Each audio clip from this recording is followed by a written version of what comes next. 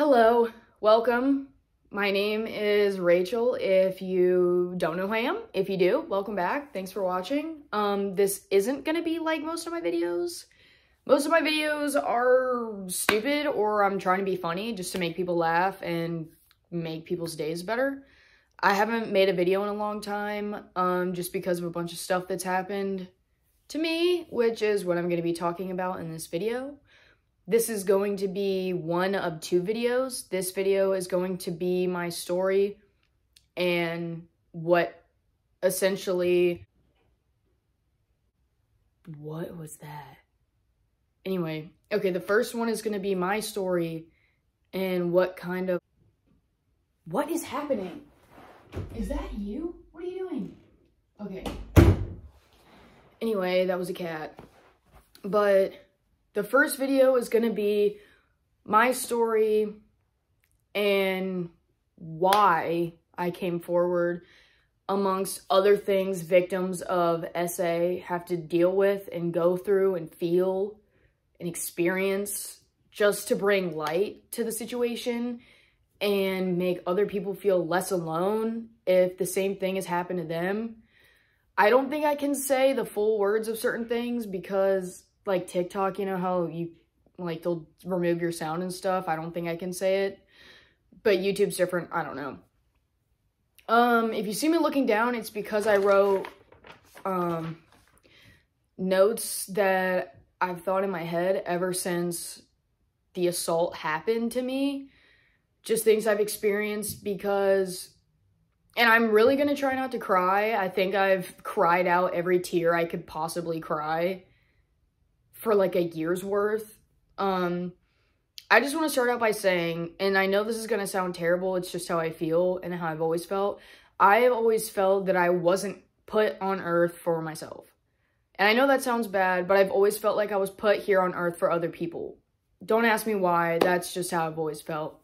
So with this assault, it's made me want to turn it into something positive, because I just really like helping other people. I want other people to not have to feel alone. A lot of people just bottle things up and it makes it worse. And I used to be like that. So I really just want to spread awareness and help other people, because guys can get assaulted too. Like, it's not only women, even though it's mostly women. Yes, it can happen to men too.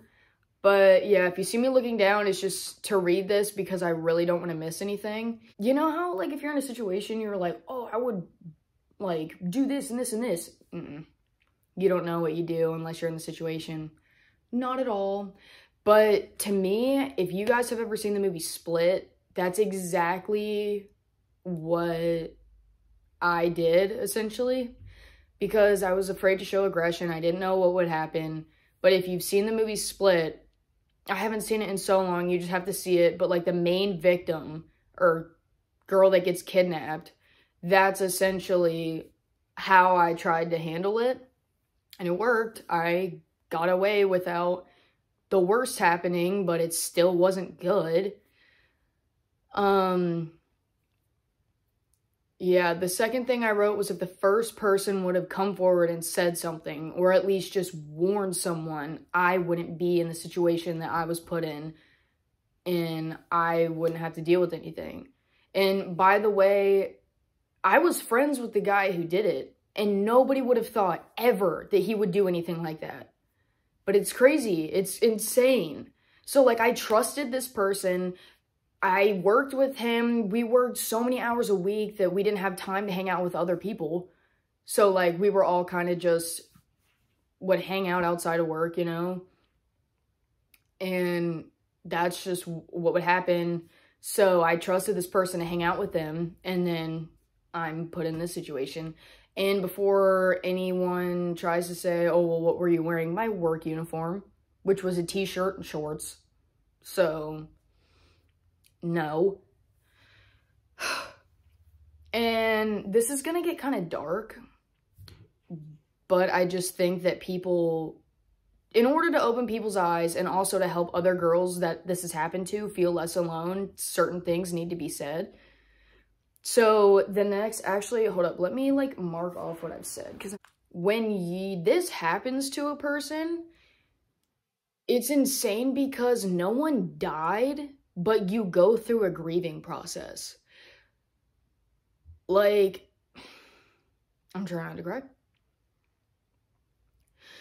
So, the next thing I wrote was, it takes a piece of your life away. And by that, I mean your view on the world is shattered. You don't trust people.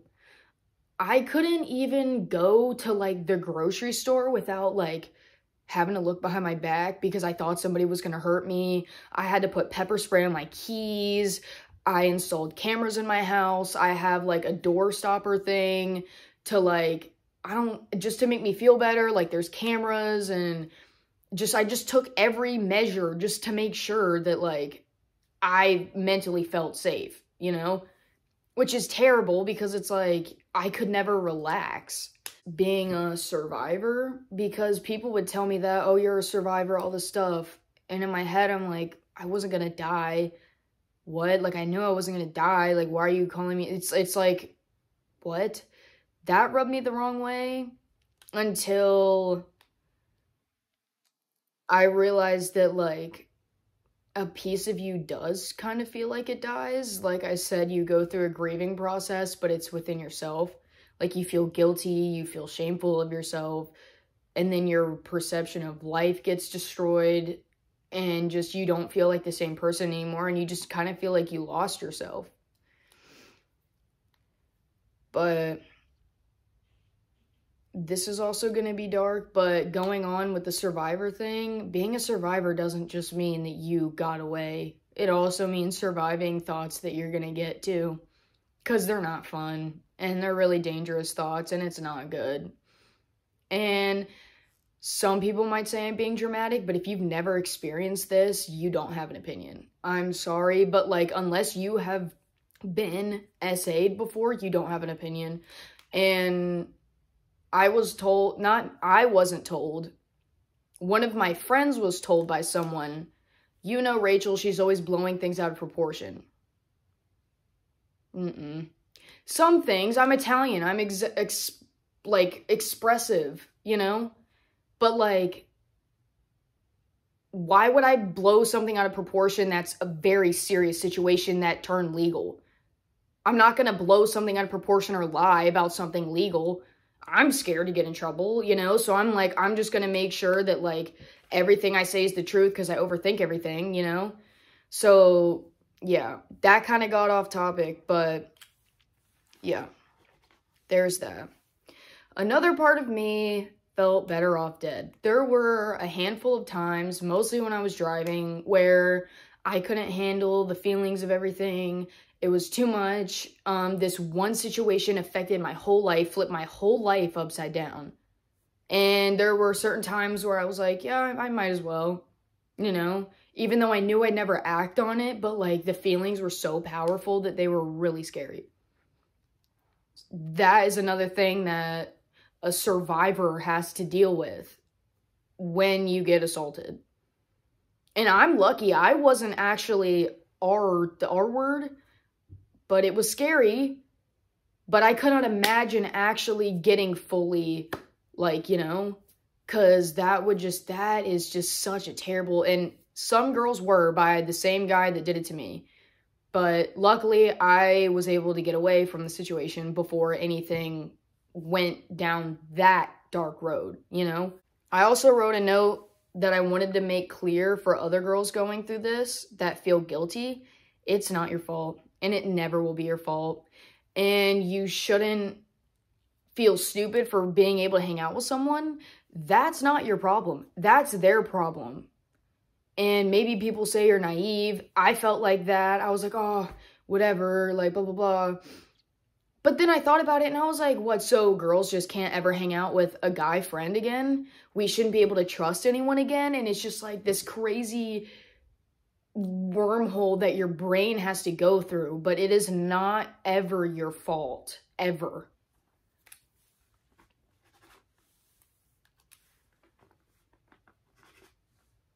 Also, the situation affected my work. And the place I worked at is gonna be, I'm gonna talk about that in my second video because that's like, it's a whole other thing on its own. But yeah, it took a toll on me so bad. I couldn't think straight.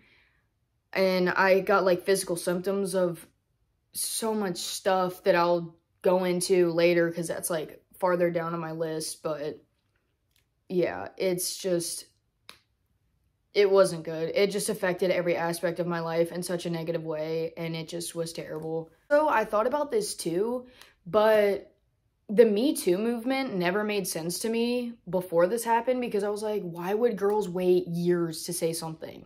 Until it happened, and other girls came to me to tell me that the same thing happened to them, and they were like, oh, I have a boyfriend, or my family's been through this before, or I have this and I can't miss it, so like I can't come forward because court and stuff. So there's just so many freaking reasons why. And another thing I thought about too was people want to complain about, oh, well, they must be lying since they waited years to say something. No one expects soldiers to come back from freaking war and immediately start talking about what happened to them when they have PTSD. I understand seeing dead people and like doing things like that is different than being R-worded, but they're still terrible to deal with. Like, I just can't explain it. And it's like you expect a woman to come forward immediately after something traumatic happened to her as well. Like, that just doesn't add up in my head. Like, you have to give people time to process and come forward when they're ready. I wasn't ready to come forward. I was kind of like, felt like I had to, so I did. But no part of me was mentally ever ready to come forward. I came forward in like less than a week, I'm pretty sure.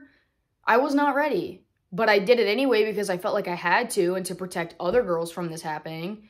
You know, so I did, but I wasn't ready. And like people just expect these women to come forward and it's insane. Like, it makes sense now because... yeah, I don't know. The Me Too movement definitely makes sense and why girls wait a long time because it's, you can't even, it took me months to process what happened. It's almost been August, September, October, November, January, February, March. It's been like 5-6 months since the assault happened and I've only started to like be able to heal from it. This is also really important, and this is a big reason why I want to make this video, is that once you speak up, it'll encourage other people to come forward too. None of the other girls that were assaulted by the guy that assaulted me came forward, but I know a few of them wanted to, but were just scared.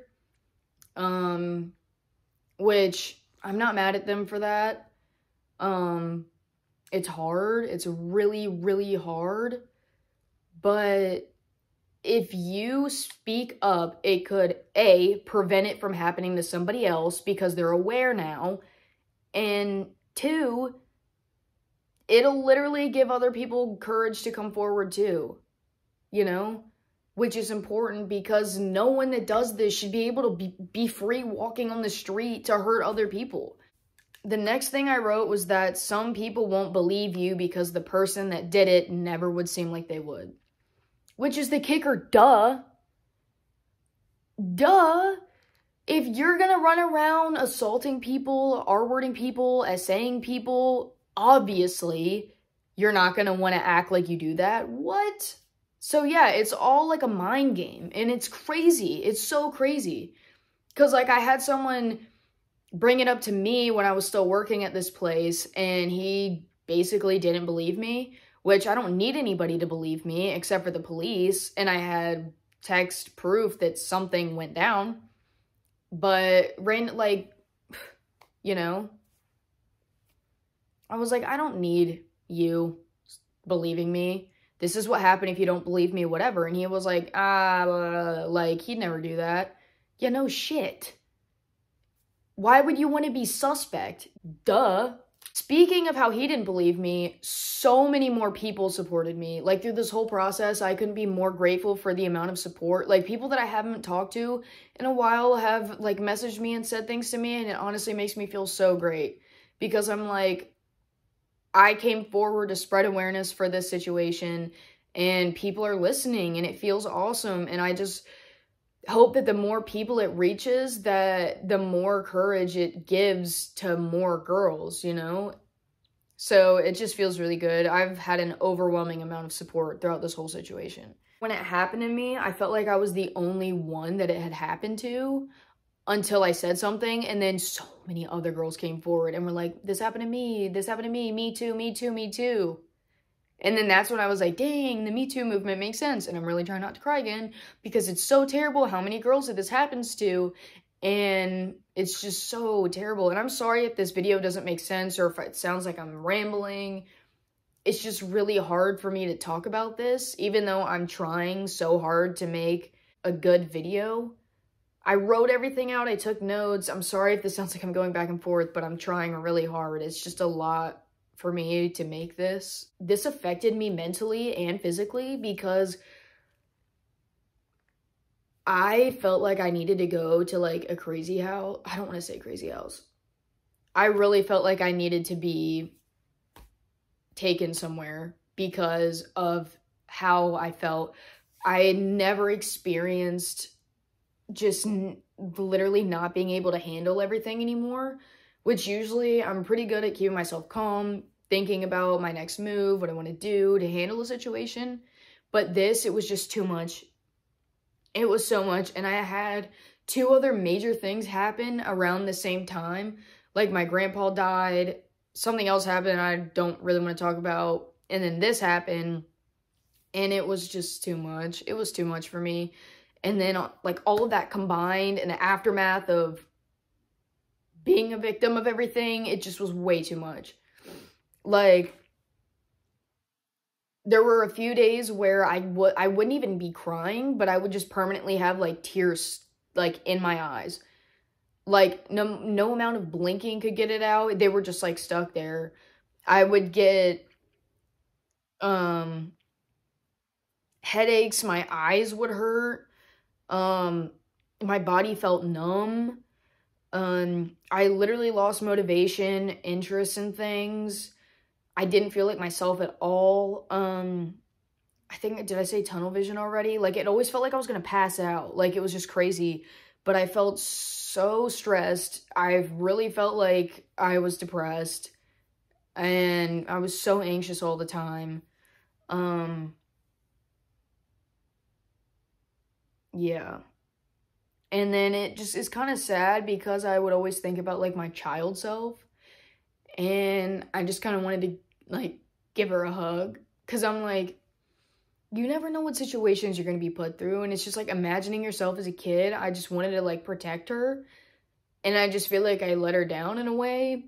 But being able to speak up and come forward and try to help other people going through similar situations or whatever else, it just made me feel a lot better about the situation to be able to turn it into something positive. This was another thought that I've had, that I've thought about throughout my life, which is terrible, but I thought that getting old and undesirable would be a relief because you'd be like, oh, well, at least I have less of a chance of being R-worded now. Because as a girl, you grow up, oh, don't do this, you're going to get R-worded. Don't do this, you're going to get R-worded. Don't go here because blah, blah, blah, blah, blah. Like, it's so much. And I'm like, well, can't wait to be ugly and old so that nobody wants to do that to me. Which is terrible. Like, people need to start raising people better so that people don't have to worry about these things. You know? It's just such a terrible world that we live in sometimes, I swear. I just wanted to be the voice for everybody that doesn't feel like they have one. That's why I came forward, because the other girls that were assaulted by the same guy that assaulted me felt like sisters and family. And they felt like my little sisters because they're younger than me. And I just wanted to be able to protect them as best as I could, even though what happened to them already happened. That's why I wanted to speak up, and they were really glad that I did. And it made them feel empowered too, because I was trying to get justice for all of us, and they were happy too. Someone told me one time that they didn't want to feel like a narc. So you'd rather know that if you came forward, it could help so many other people not have to go through all of this and just not be a narc. I'm sorry, I would take being a narc any day if that meant other girls were protected and safe and didn't have to go through all of this. At the last day of court, when he signed the plea deal, I wrote a victim impact statement to read. Should I just read it now? Okay, yeah, I'm just going to put it in here now. So I said, and I had to tell this to the judge as well. So I said, Your Honor, I appreciate you taking the time to listen to me. I was asked if I wanted to make this statement, and originally I thought no. I didn't think he deserved to hear anything I had to say.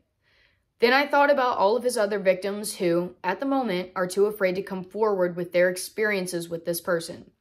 I can only speak for myself and not 100% for them, but the trauma he has put me, and I'm almost confident all the other girls through, is unbearable. This situation has affected every aspect of my life. People like him should not be allowed to walk free, especially someone who targets girls younger than 21 years old. I've came to a conclusion that he assumes these girls will be too afraid to come forward since he tries to get you drunk beforehand. But now why would an underage girl want to come forward when they know they were being fed alcohol? They wouldn't. They would be too scared they would have to face their own consequences for drinking underage. He relies on fear to keep himself safe, but I'm not afraid. I was forced to quit my job, took a major pay cut, lost some friends who felt like family amongst other things. All of that is okay with me as long as me coming forward protects future victims, which I'm sure he will have. He is a serial rapist, pedophile, and sexual abuser. People like him don't change, but I sure hope they do. I saw him as a friend, but not after what he's done to me and so many other girls. This is for all of us. This is for all of us and other potential victims, not just for myself. Lastly, I've always believed in forgiveness. I always put myself in a terrible situation and imagined if I could forgive the person that hurt me. I've tried to forgive him in my heart, but I don't believe he cares about what he has done, and I haven't found it within myself to forgive yet. One day, I hope I will be able to. I also hope he knows that just because he ran away to South Carolina a week after his arrest isn't going to make all of this disappear. Thank you.